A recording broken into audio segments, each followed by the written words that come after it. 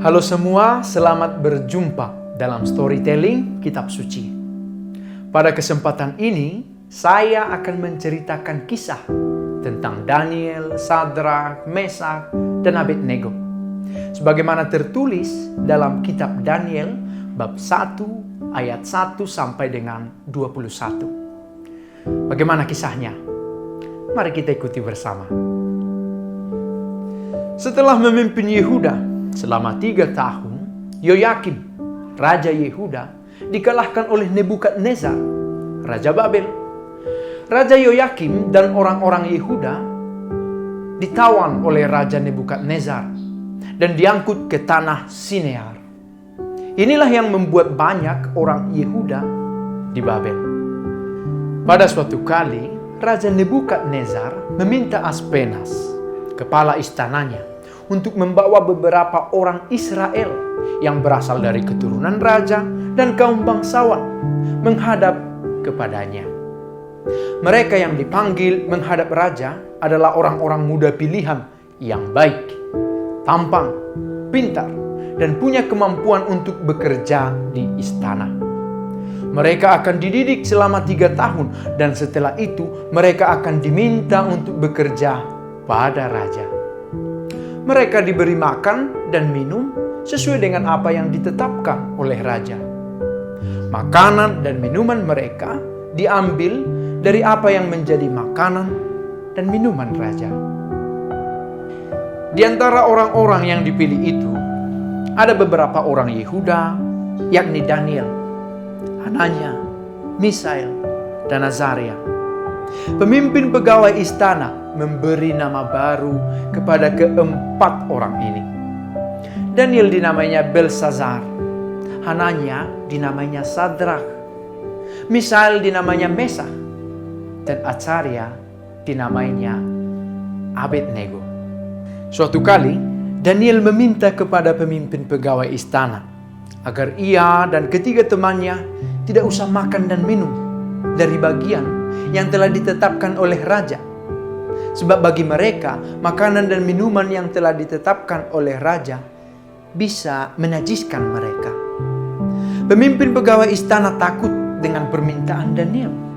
Sebab jika raja melihat Daniel tampak kurang sehat, tentulah pemimpin pegawai istana itu akan dimarahi oleh raja. Daniel kemudian pergi menemui petugas yang diangkat oleh pemimpin pegawai istana untuk mengawasi Daniel, Hananya, Misael, dan Azaria, termasuk mengawasi makanan dan minuman mereka. Kepada petugas itu Daniel berkata, "Dalam 10 hari ini, cobalah beri kami makan sayur dan air putih saja. Sesudah itu, bandingkanlah perawakan kami dengan mereka yang makan, sesuai dengan ketetapan raja. Dan setelah itu, terserah padamu." Petugas itu menyetujui permintaan Daniel. Ia pun hanya memberi sayur dan air putih saja kepada Daniel dan ketiga temannya.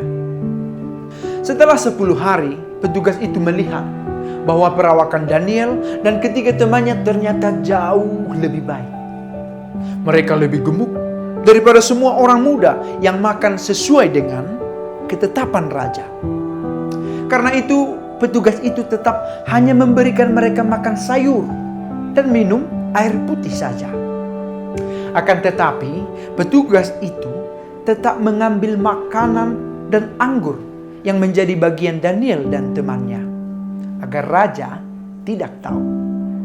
Selama dalam masa pendidikan, kepada keempat pemuda itu, Allah memberikan pengetahuan dan kepandaian tentang berbagai tulisan dan hikmah. Daniel secara khusus mempunyai kemampuan untuk mengartikan penglihatan dan mimpi.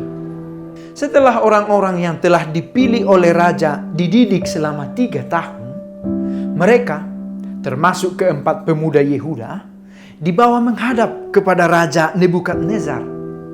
Raja menguji mereka semua, dan dari antara banyak orang muda itu, tidak ada yang didapati raja yang setara dengan keempat pemuda Yehuda itu.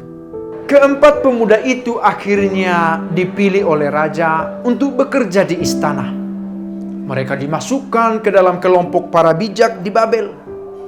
Setiap kali raja membutuhkan kebijaksanaan dan pengertian untuk mengatasi suatu masalah, raja senantiasa lebih bertanya kepada keempat pemuda itu.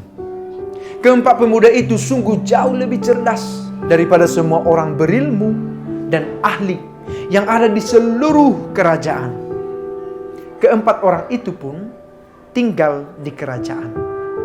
Apa makna dari kisah yang sudah saya kisahkan tadi? Daniel dan teman-temannya taat kepada Allah.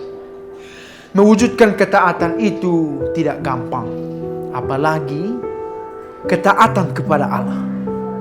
Setiap orang yang taat kepada Allah akan mendapatkan kasih Allah. Marilah kita taat kepada perintah Allah. Demikianlah makna kisah Daniel, Sadrak, Mesak, dan Abednego. Semoga maknanya berguna bagi kita semua. Tuhan memberkati kita.